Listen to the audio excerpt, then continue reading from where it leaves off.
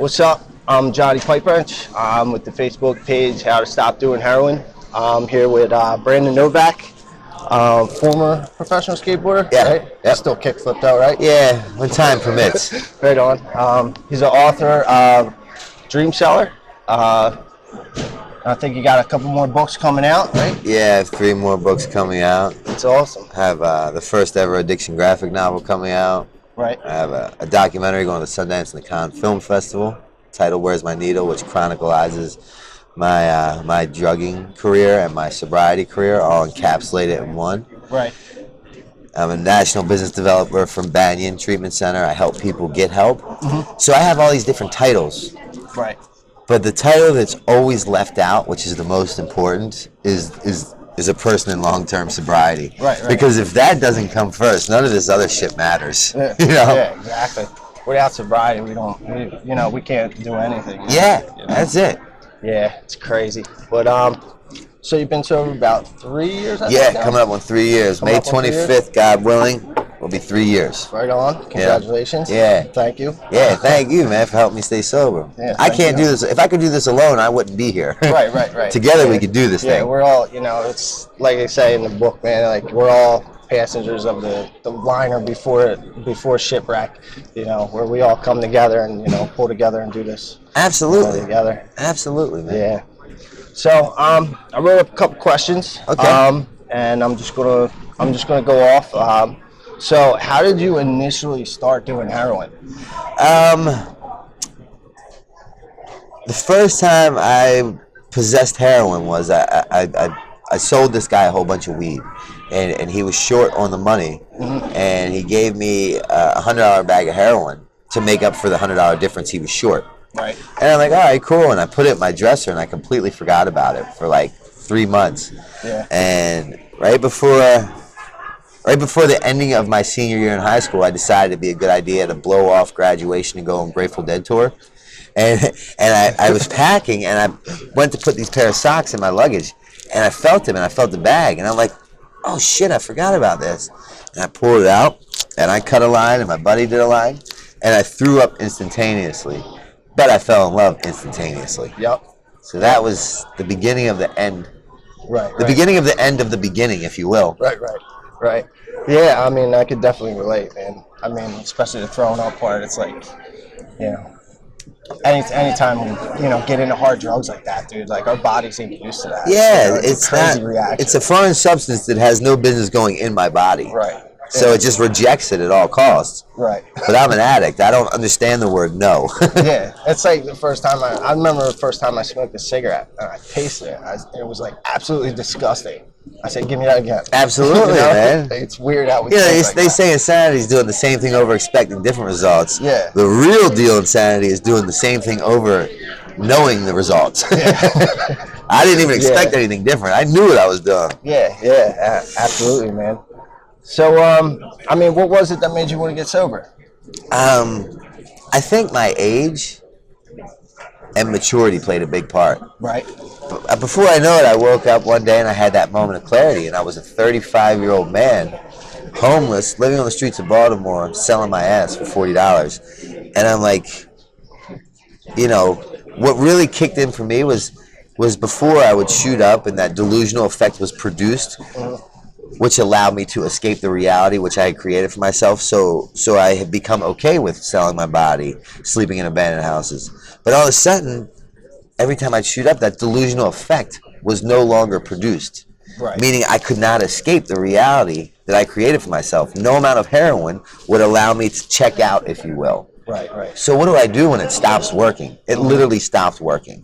And I'm like, dude, my very best thinking had got me here. And my bottom this time wasn't my lowest bottom. I've had much lower bottoms. Right. But weirdly enough, it was my lowest bottom because my bottom came up to meet me. Right. I couldn't get any lower than that when it comes up to me. And I'm like, dude, the only thing blocking me from getting better is me. Right. The common denominator in my problems is me. Mm-hmm. So maybe I don't know what I'm doing. Right. So finally, you're in the program, steps 1, 2, and 3. I can't, he can, so let him. That kicked in. I'm like, dude, I can't. Yeah. Someone else can. So why doesn't a power greater than myself help me do this? Because I tried everything. The only thing I never tried was those 12 steps. And the only thing that worked was those 12 steps. Those 12 steps removed the desire and lifted me up the obsession to want to get high. Right. You know? Right. Yeah. Yeah. Yeah. I can definitely relate, man. You know, I was at my bottom. You know, the drugs stopped working. I had, you know, a ton of money, a ton of drugs. Yeah. And I barely slept because of how worried I was about where I was, you know, what was going to happen next. And, you know, eventually I was like looking into just, you know, hanging it up and killing myself. And, Yeah. you know, somehow, you know, somebody from the program actually pulled me out of there, you know, and brought me somewhere else. And that's where I got Hence sober. me saying we can do this together. Exactly. Yeah. That's the deal, man. Yeah.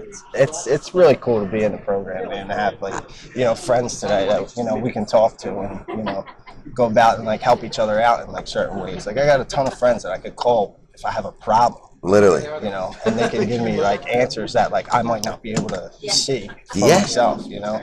Dude, I've never been happier, man. Yeah, right. And more importantly, internally. You couldn't put a price tag on what I have internally. Yeah. Externally, I've accumulated some things, but that's just par for the course of sobriety. Right. But internally, man, there's no amount of money that could touch what I have. Right.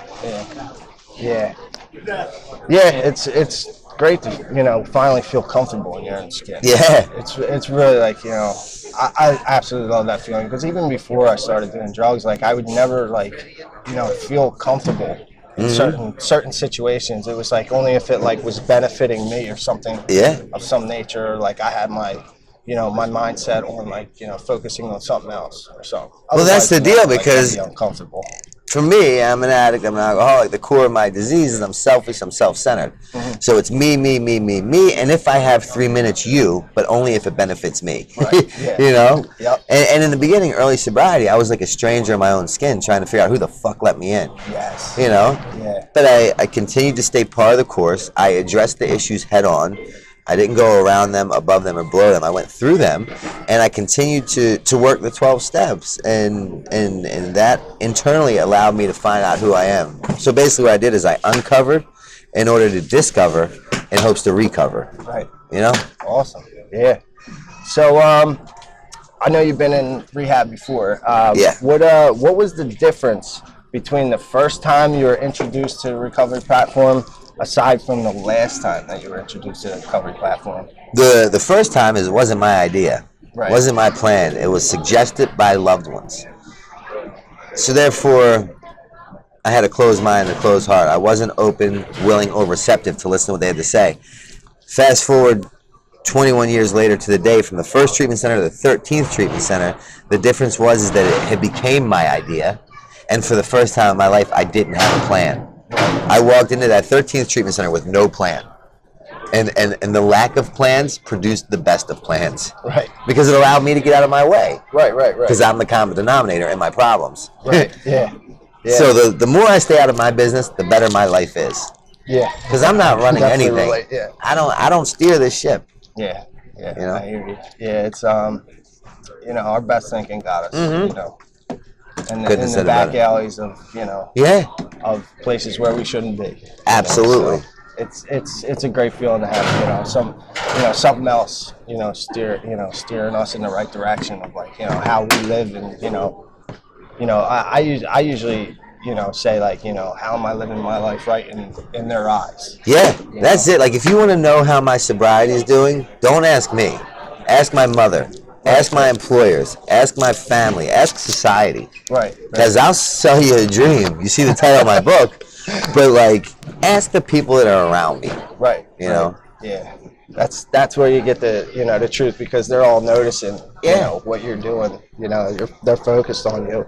So, was there a time where you really wanted to get sober and you just couldn't? Absolutely. A lot of times. 13 inpatient treatment centers, lost count of outpatients and detoxes. I'd say 9 of those treatment centers, I had no intentions on getting sober. Right. The remaining 4, I really wanted to stop. I absolutely wanted to stop.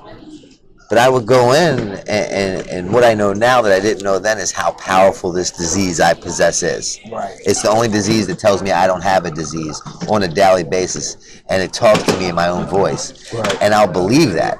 So I would go in wanting it, but not willing to do what it takes to get it. Right. I thought if I just physically sat this down, my life would get better. Not knowing that, yes, it's the drink and the drug was the driving, motivating factor that got me there, but that's really not my problem.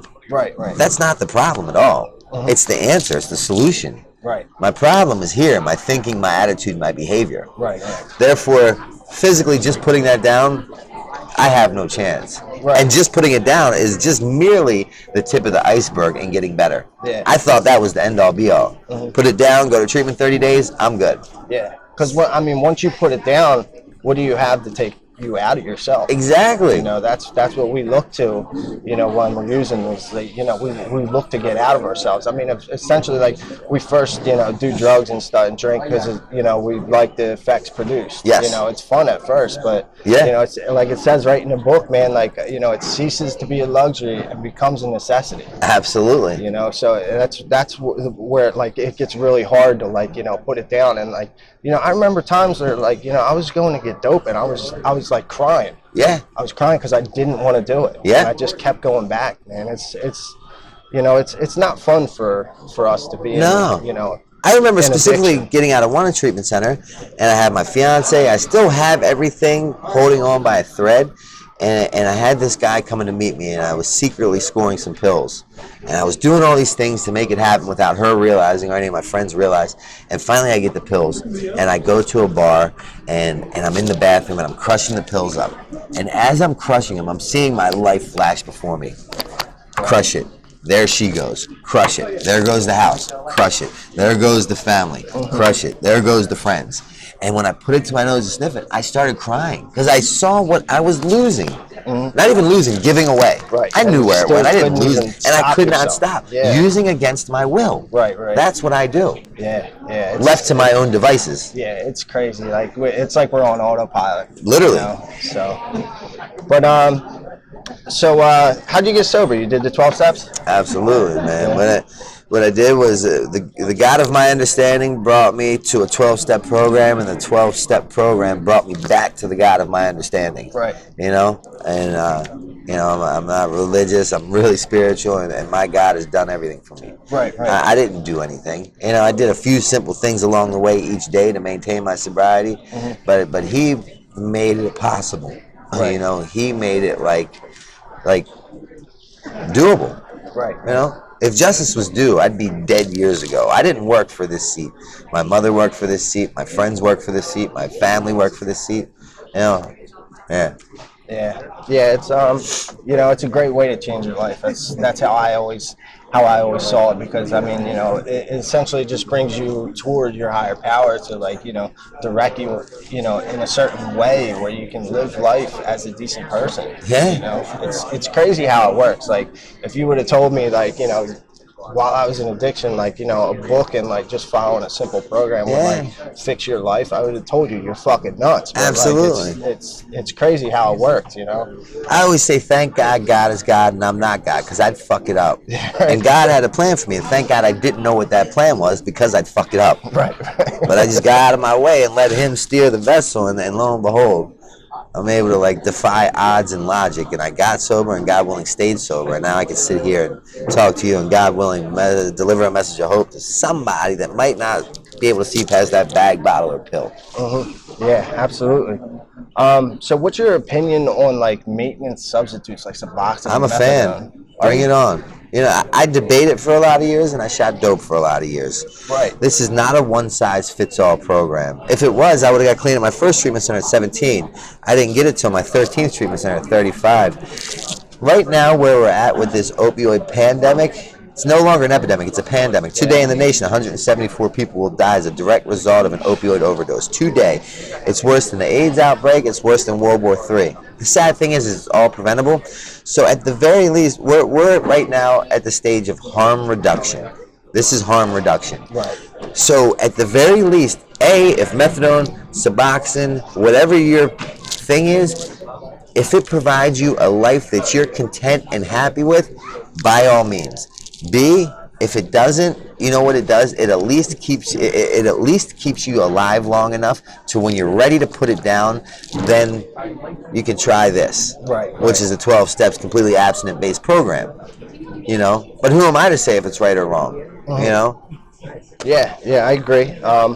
So, what are some of your favorite gifts of sobriety? Um, I'm a son to my mother. I'm a brother to my sister. I'm a brother to my brother. I'm an uncle to my nephews and nieces.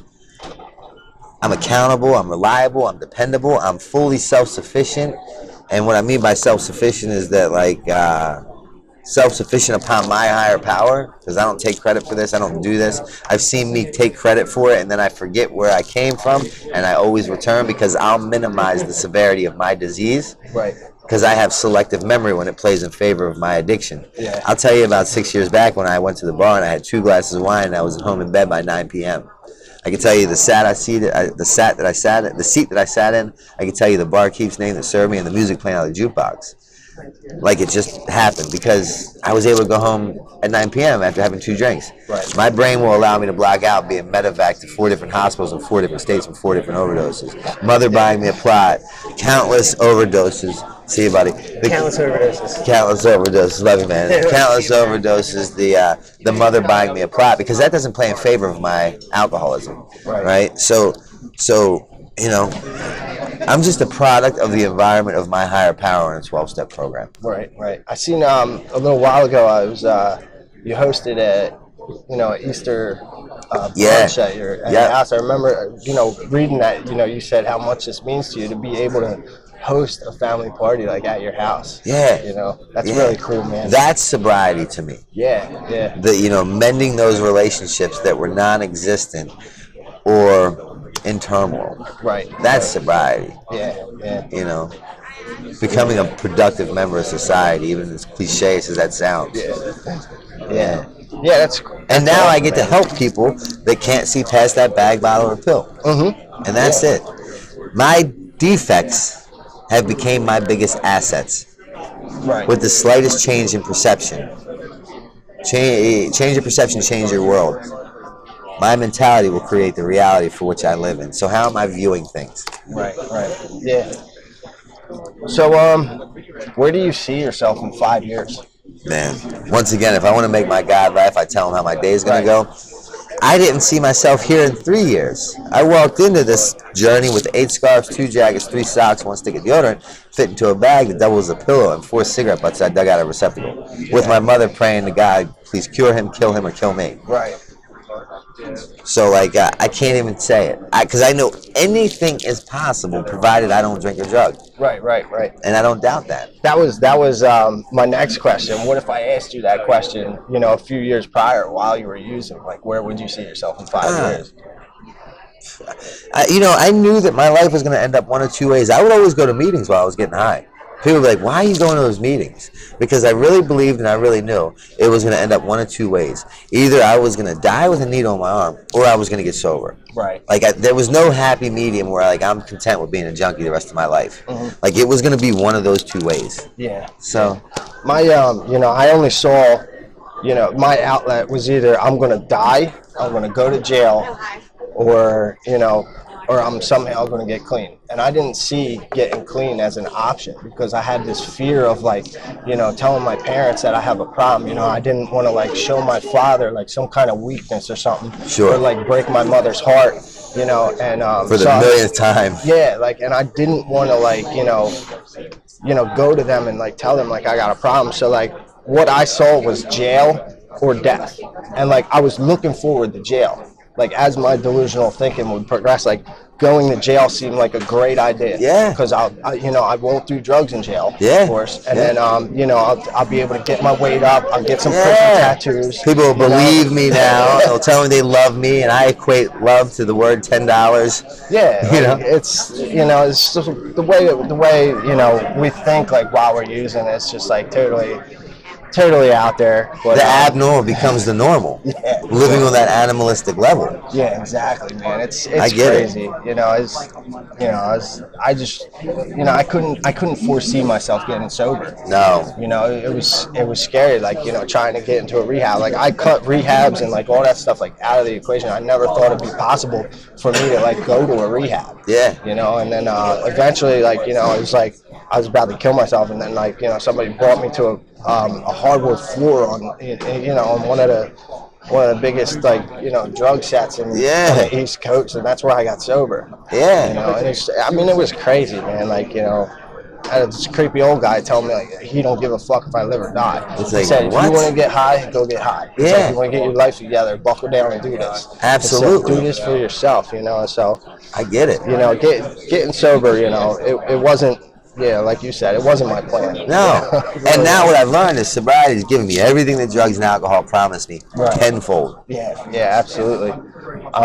So, do you have any short message you would want to tell somebody, getting that's out there using, to tell them, Yeah, it's sober? the disease of addiction is not a death sentence. And as long as you're breathing, it's never too late. Your history does not have to dictate your future. If you can't see past the bag, bottle, or pill, I get that. It makes sense to me why you choose to shoot dope and try to get help. I do a lot of interviews and they say, what's the craziest thing you've ever done? And honestly, the craziest thing I ever did was walk into my 13th inpatient treatment center, May 25th, 2015. That was the most terrifying thing I've ever done in a pretty chaotic world I've lived in. But we can help you, man. I can help you. We can do this together. By myself, I'll continue to get high and I will die. Worse than that, I won't die. I'll wake up every day using against my will. So, if you're looking for a way up and out, man, you can personally reach me at 610-635-9092. I'll do whatever it takes humanly possible to help you. Right on. That's awesome, Brandon. Thanks for Thanks for taking the time, man, and being part of the solution. Yeah. I talk all around the nation and the world, and they're like, "What's the answer? What's the answer?" If I knew the answer, I would bottle it up and sell it and be a billionaire a billion times over. Yeah. There is no answer. It's a lot of trial and error. So I always say, just do something. More than talk about it. So you doing this is like doing something, man. So thank you. Yeah. Thank you, Brandon. Yeah, man. Cool. Take care, brother.